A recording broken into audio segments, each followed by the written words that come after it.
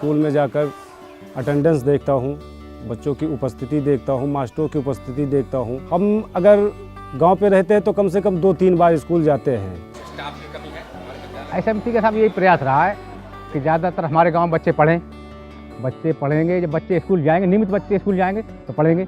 जब बच्चे नियमित घर से ही नहीं आएंगे तो पढ़ेंगे क्या?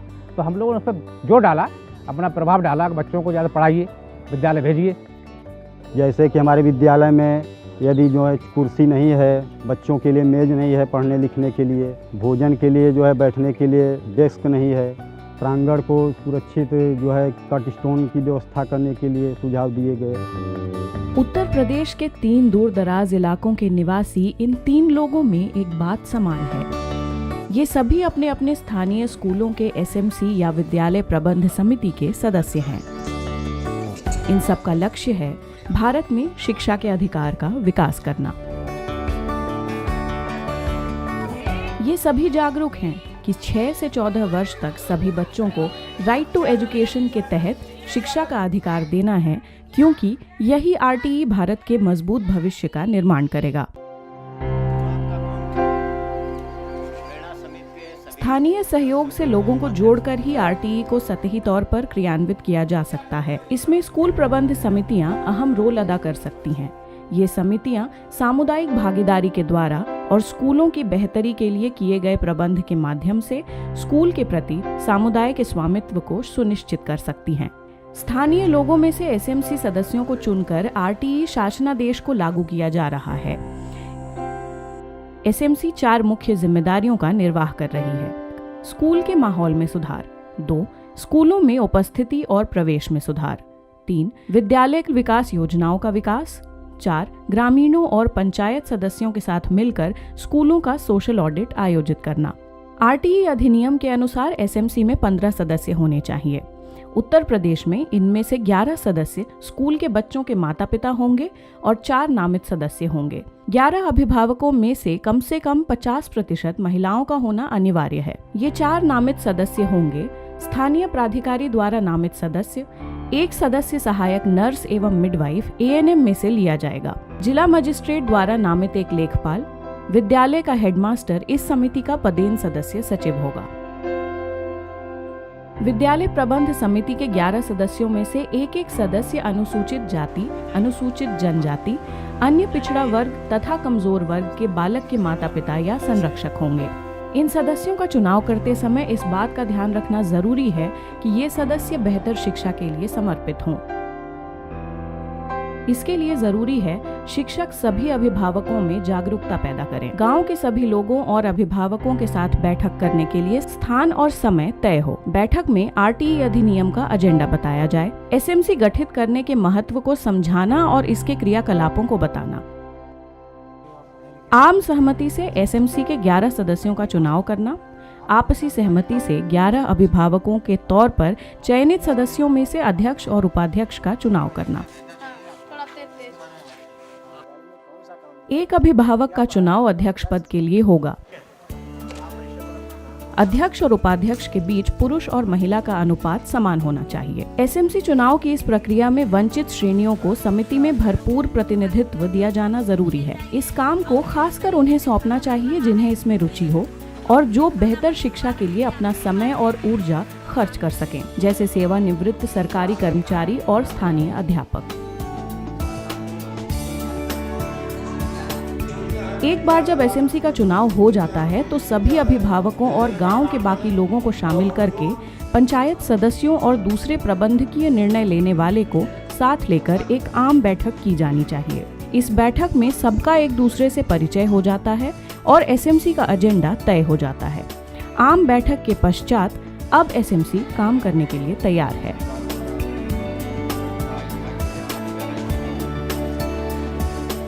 एसएमसी विद्यालय के सामान्य कार्यकलापों, पठन पाठन, छात्र छात्राओं का नामांकन, उपस्थिति, बच्चों के अधिकारों के संरक्षण एवं सीखने के अच्छे वातावरण के सृजन में अभूतपूर्व योगदान दे सकती है।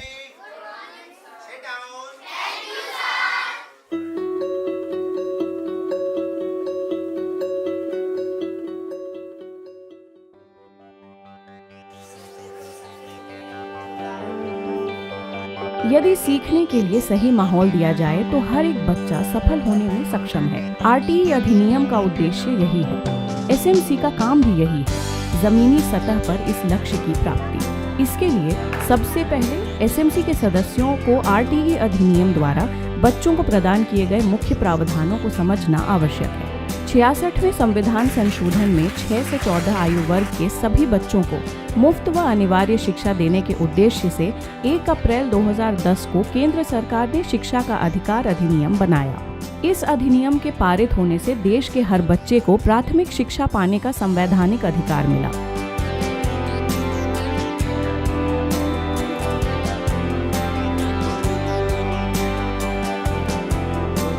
हर बच्चा 1 से 8वीं तक मुफ्त और अनिवार्य शिक्षा प्राप्त करने का हकदार है।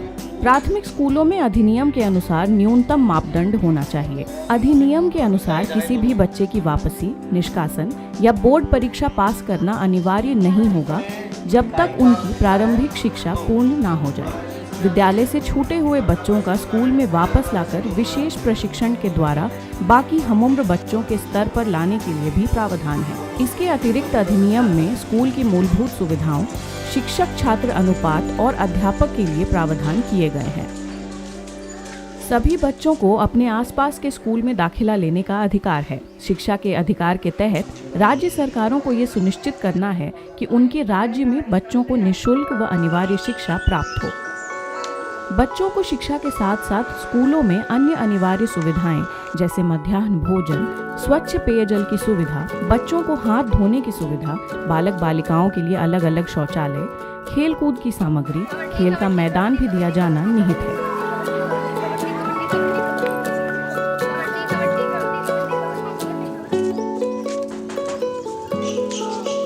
आरटीई को स्थानीय स्तर पर सामुदायिक सहयोग की आवश्यकता होती है ताकि वो अपने आस पड़ोस के स्कूल न जाने वाले बच्चे या ड्रॉप आउट बच्चों की पहचान कर सकें और उन्हें शिक्षा दिलाने में मदद कर सकें। इसलिए एसएमसी जहाँ जहाँ भी है वो इस कार्य में एक निर्णात्मक भूमिका अदा कर सकते हैं। एसएमसी अपने स्कूलों के सीखने के माहौल की गुणवत्ता की निगरानी करने और उन्हें सुनिश्चित करने के लिए पहले से स्थापित बाल मैत्री विद्यालय के निर्णायकों का प्रयोग कर सकते हैं। किसी भी आम बाल मैत्री विद्यालय के मुख्य निर्णायक हैं बच्चों को एक सुरक्षित, सुदृढ़ और एक अनुकूल माहौल प्रदान करना, बच्चों के अधिकारों की सुरक्षा और उनकी आवश्यकताओं की पूर्ति करना, बच्चों के अंदर छुपे सीखने की प्राकृतिक क्षमताओं का विकास करना। किसी भी विद्यालय को बाल मैत्री विद्यालय बनने के लिए चाहिए समुदायों और परिवारों की अर्थपूर्ण सहभागिता, भागीदारी और सहयोग, और ये संगठित सामुदायिक सहभागिता उन्हें एसएमसी सदस्यों की ओर से प्राप्त होती है।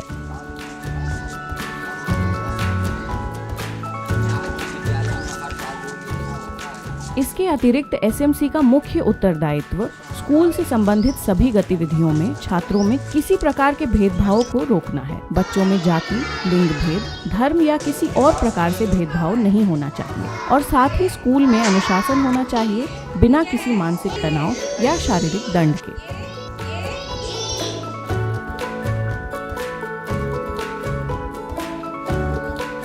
एसएमसी को अभिभावकों और समुदायों को आरटीई के प्रावधानों और दिशा निर्देशों के प्रति जागरूक और संवेदनशील बनाना चाहिए।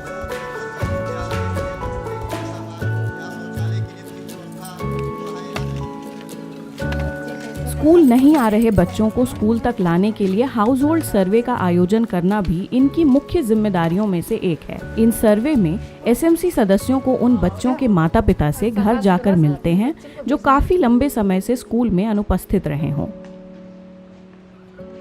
और उन्हें वापस स्कूल में लाने का प्रयास करते हैं। इन सर्वे के दौरान मौसमी पलायन करने वाले परिवार के बच्चों का विशेष रूप से ध्यान रखना चाहिए। ऐसे सूचनाओं को एक अलग रजिस्टर में लिखना चाहिए, जैसे वो कहाँ हैं और कब तक लौटेंगे।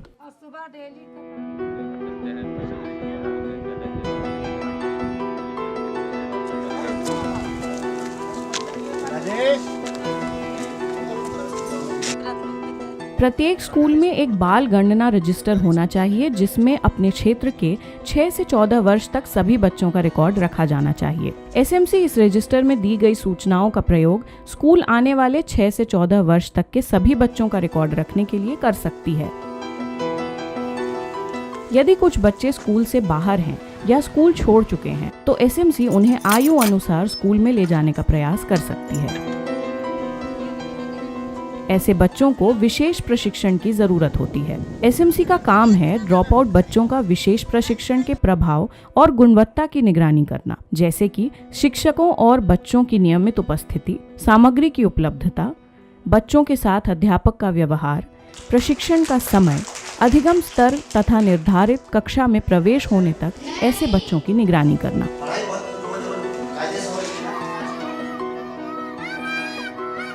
स्कूल चलो रैलियां स्कूल के बाहर के बच्चों को स्कूल में लाने के लिए प्रेरित करने का एक प्रभावकारी तरीका है। इसका अभिभावकों पर सकारात्मक प्रभाव पड़ता है। एसएमसी सदस्यों को नियमित रूप से इन रैलियों को प्रोत्साहित करना चाहिए और इनमें भाग लेना चाहिए। प्रभावी रूप से सीखने के लिए अनुकूल माहौल चाहिए। अगर स्कूल प्रांगण साफ सुथरा और हरा भरा है तो छात्र और भी अधिक उत्साह से स्कूल आने के लिए और अध्ययन करने के लिए प्रेरित होंगे। बिना सामुदायिक सहयोग के एसएमसी इस उद्देश्य को पूरा नहीं कर सकेगी।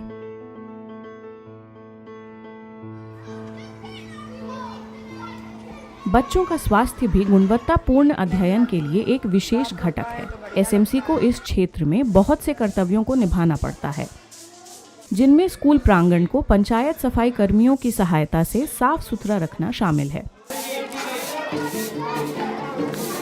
एसएमसी सदस्यों को सरकारी सहायता प्राप्त विभिन्न स्कूल स्वास्थ्य कार्यक्रमों के बारे में जानना भी आवश्यक होता है ताकि उनके लाभ बच्चों के घरों तक पहुंच सकें। विद्यालय स्वास्थ्य कार्यक्रमों में नियमित स्वास्थ्य परीक्षण, दोपहर का भोजन और स्वास्थ्य शिक्षा संबंधी तत्व शामिल हैं। यह कार्यक्रम विद्यालय, शिक्षा मंत्रालय, स्वास्थ्य केंद्रों और अन्य स्वास्थ्य एजेंसियों के बीच परस्पर सहयोग से शुरू किया गया प्रयास है।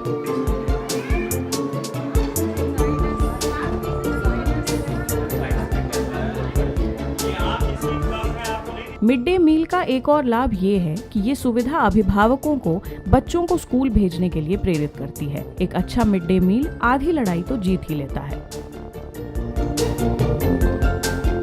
अध्यापकों के सहयोग से एसएमसी को ये सुनिश्चित करना है कि छात्रों को एक स्वस्थ और उत्तम मिड डे मील नियमित रूप से मिल रहा है।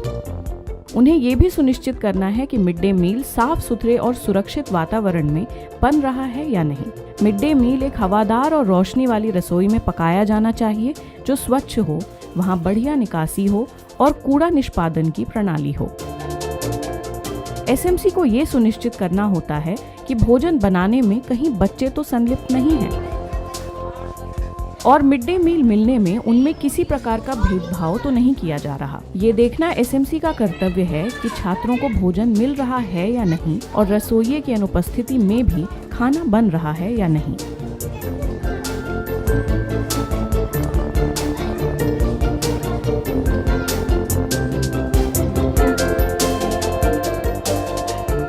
आरटीई प्रत्येक बच्चे पर लागू होता है, यहाँ तक कि उन बच्चों पर भी जिन्हें विशेष जरूरत की श्रेणी में डाला गया है। समिति सदस्यों से आशा करती है कि वो ऐसे बच्चों की पहचान करें और अध्यापकों और सामुदायिक सदस्यों की सहायता से ऐसे बच्चों को शिक्षा ग्रहण में उनकी सहायता करें।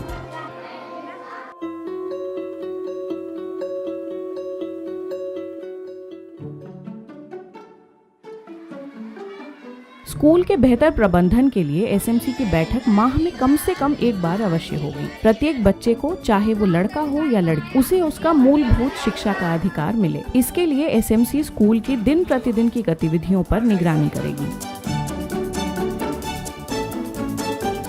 आरटीई के अनुसार सर्व शिक्षा अभियान के लिए की जा रही सभी गतिविधियां स्कूल प्रबंधन समितियों के माध्यम से संपन्न की जानी चाहिए। इसमें बहुत सारे उत्तरदायित्व सम्मिलित होते हैं। विद्यालयों में समस्त प्रकार के निर्माण कार्य जैसे विद्यालय भवन, अतिरिक्त कक्षा कक्ष, 4 दीवारी, शौचालय, ओवरहेड टैंक, विद्यालय भवन की मरम्मत एवं रखरखाव, विद्यालय विकास अनुदान, शिक्षक अनुदान, विद्यालय में छात्र छात्राओं के लिए यूनिफॉर्म उपलब्ध कराना। हेडमास्टर और स्कूल अध्यापकों को स्कूल निर्माण से और रखरखाव संबंधी गतिविधियों से अलग रखना चाहिए, इसलिए इसका पूरा उत्तरदायित्व एसएमसी पर ही है। इसका संचालन करने के लिए 4 सदस्यों की एक समिति गठित की जानी चाहिए। एसएमसी के अध्यक्ष, एसएमसी के 2 अभिभावक सदस्य, एसएमसी द्वारा नामित पदेन शासकीय सेवक जो एसएमसी का सदस्य हो। उक्त उप समिति में 2 अभिभावकों का चयन एसएमसी बैठक में बहुमत के आधार पर किया जाएगा। उप समिति के समस्त सदस्यों का विवरण प्रधानाध्यापक द्वारा अपने अभिलेखों में सुरक्षित रखा जाएगा। इन गतिविधियों के लिए फंड एसएमसी बैंक खाते से उपलब्ध कराया जाता है। यही कारण है कि सभी एसएमसी सदस्यों को विभिन्न मदों में मिलने वाली धनराशि, क्रय प्रक्रिया, वित्तीय नियम एवं विभिन्न वित्तीय अभिलेखों की जानकारी होना आवश्यक है। भारत सरकार की गाइडलाइन एवं शासनादेश के अनुसार विद्यालय प्रबंध समिति का खाता राष्ट्रीयकृत बैंक एवं शेड्यूल्ड बैंक में खोला जाएगा। खाते का संचालन विद्यालय प्रबंध समिति के अध्यक्ष एवं विद्यालय के प्रधानाध्यापक या प्रभारी प्रधानाध्यापक द्वारा संयुक्त रूप से किया जाएगा। एसएमसी को ये सुनिश्चित करना पड़ेगा विद्यालय प्रबंध समिति को प्राप्त होने वाली समस्त धनराशि इसी खाते में रखी जानी चाहिए, किसी अन्य खाते में नहीं। सरकार या अन्य स्रोतों से प्राप्त धनराशि एवं उसके उद्देश्य के बारे में सभी एसएमसी सदस्यों को बताया जाना चाहिए। एसएमसी की बैठक में खर्च से पूर्व प्रस्ताव पर सभी सदस्यों की सहमति हो। बैठक के उपरांत सभी सदस्यों द्वारा एसएमसी रजिस्टर में हस्ताक्षर किया जाना चाहिए। एसएमसी द्वारा 20,000 रुपए से अधिक खर्च के लिए कोटेशन लेना अनिवार्य है। एसएमसी द्वारा 1 लाख रुपए से अधिक खर्च करने के लिए टेंडर के माध्यम से क्रय करना अनिवार्य है। बैंक से धनराशि का आहरण संयुक्त हस्ताक्षर से ही होना चाहिए। प्रत्येक माह बैंक से पासबुक को अपडेट कराना चाहिए। विद्यालय विकास योजना का उद्देश्य यही है कि सेवित बस्ती के समस्त परिवारों के 6 से 14 वर्ष के सभी बालक एवं बालिकाओं को उनके सर्वांगीण विकास का अवसर मिले। विद्यालय विकास योजना के अंतर्गत 3 सत्र में आने वाली चुनौतियों एवं आवश्यकताओं का पूर्वानुमान किया जाएगा। इसके आधार पर प्रत्येक वर्ष की उप योजना बनाई जाएगी। सदस्यों की सहभागिता एवं सहमति से दीर्घकालीन एवं वार्षिक कार्य योजना बनाकर स्वीकृति हेतु स्थानीय प्राधिकारी को प्रेषित की जाएगी। कार्य योजना की स्वीकृति प्राप्त होते ही क्रियान्वयन हेतु विद्यालय प्रबंध समिति एवं स्थानीय प्राधिकारी की संयुक्त बैठक कर क्रियान्वयन कैलेंडर बनाया जाएगा। विद्यालय विकास योजना की प्रत्येक वर्ष समीक्षा की जाएगी और अद्यतन किया जाएगा।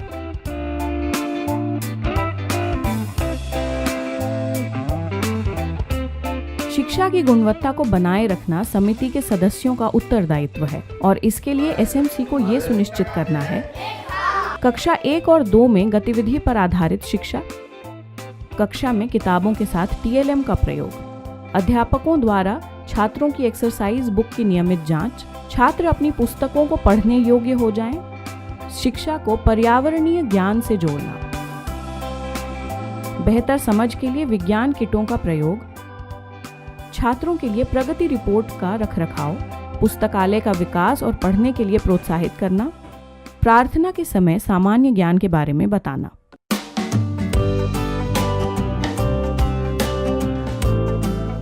एसएमसी को इस बात को सुनिश्चित करना होता है कि न केवल छात्र बल्कि अध्यापक भी नियमित रूप से स्कूल आएं और अध्यापक छात्रों को ट्यूशन के लिए प्रेरित ना करें और खुद भी प्राइवेट ट्यूशन ना करें। अध्यापक अपना सारा समय केवल स्कूल छात्रों को ही समर्पित करें।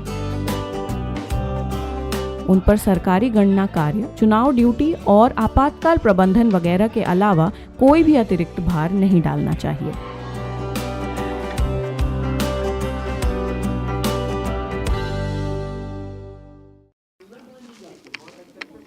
एसएमसी को ये भी सुनिश्चित करना होता है कि प्रत्येक 3 माह में सभी अभिभावकों एवं अध्यापकों की मीटिंग होती रहे ताकि अभिभावकों को उनके बच्चों की प्रगति के बारे में पता चलता रहे। समिति सदस्यों और बच्चों के साथ उनकी समस्याओं के बारे में बातचीत करते रहना चाहिए और उन्हें दूर करने के लिए अध्यापकों और अभिभावकों के साथ मिलकर रणनीति बनानी चाहिए। और इसके अलावा एसएमसी सदस्यों को स्कूलों के सोशल ऑडिट के दौरान महत्वपूर्ण भूमिका अदा करनी चाहिए। स्कूल की वास्तविक समस्याओं के बारे में जागरूक होना चाहिए। स्थानीय लोग होने से फायदा यही है कि ये स्थानीय संसाधनों, परिकल्पना निर्देशों और स्कूलों के स्थिति में सुधार करने वाले सुझाव दे सकते हैं। सोशल ऑडिट एसएमसी के लिए लाभदायक है। इससे उन्हें ज्ञान होता है कि उन्होंने अब तक क्या किया है और क्या है जो छूट गया है। सोशल ऑडिट के माध्यम से विद्यालय में पारदर्शिता, सहभागिता एवं जवाबदेही सुनिश्चित की जा सकेगी और विद्यालय की स्थिति में सुधार करने हेतु संबंधित विभाग, संस्था एवं समुदाय मिलकर रणनीति बना सकेंगे।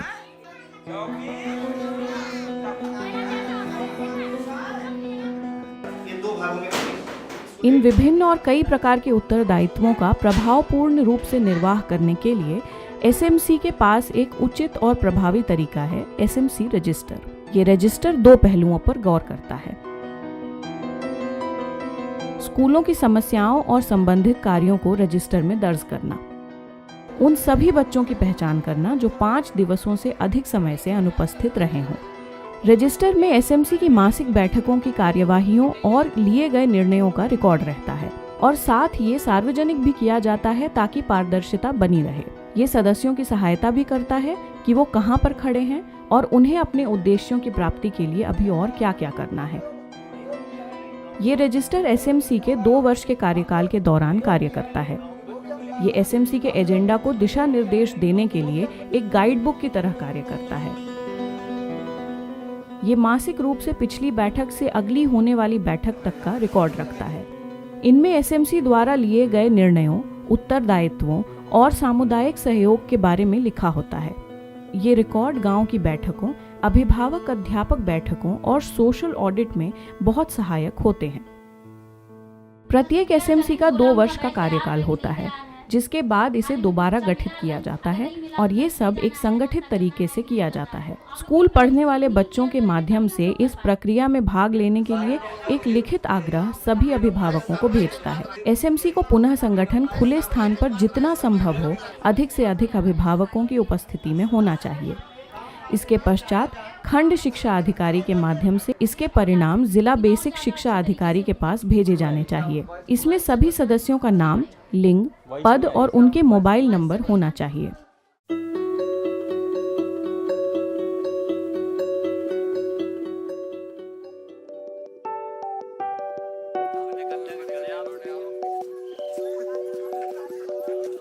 एसएमसी की कार्य प्रणाली में स्थानीय पंचायती राज्य संस्थान यानी पंचायत की सहभागिता एक महत्वपूर्ण बिंदु है। स्थानीय स्कूलों की बहुत सी गंभीर समस्याओं को इन अंतिम प्रशासनिक मुखियाओं की सहायता से दूर किया जा सकता है।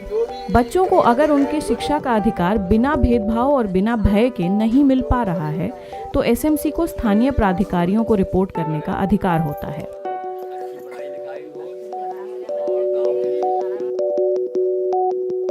इसके लिए सदस्यों को शिकायत निवारण सिस्टम के हर एक पहलू को समझना चाहिए और इसका प्रयोग भी करना चाहिए। इस अधिनियम में स्थानीय प्राधिकारियों को शिक्षा निवारण तंत्र और राज्य स्तर पर अपीलीय प्राधिकारी राज्य बाल अधिकार संरक्षण आयोग को बनाया गया है।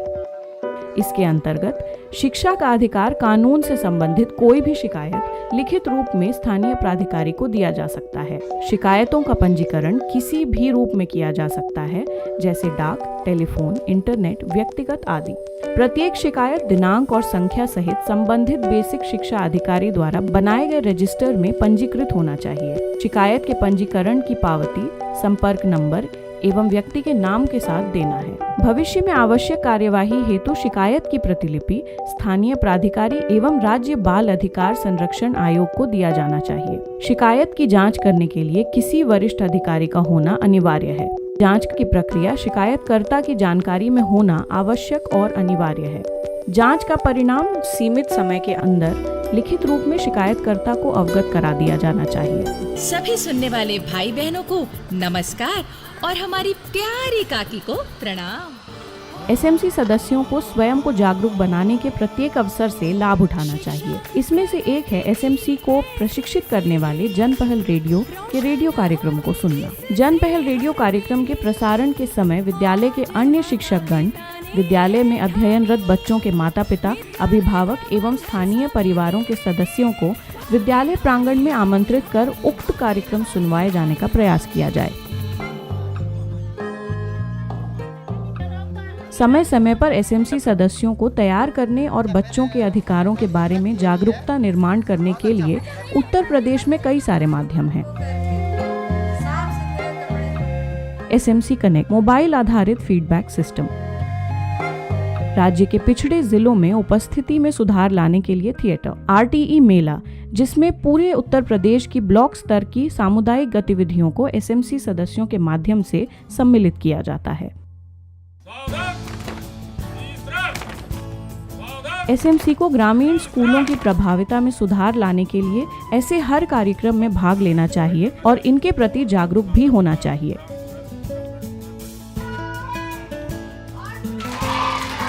सक्षम शिक्षा के बिना वास्तविक उन्नति संभव नहीं है।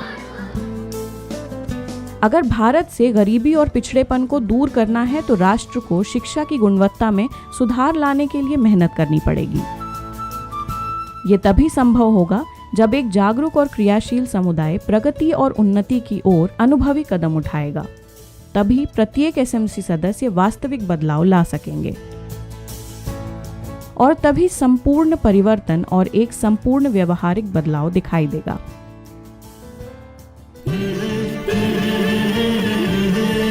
सही दिशा में पहला कदम ले लिया गया है, अब केवल दृढ़ता के साथ आगे बढ़ना है। शिक्षा प्रगति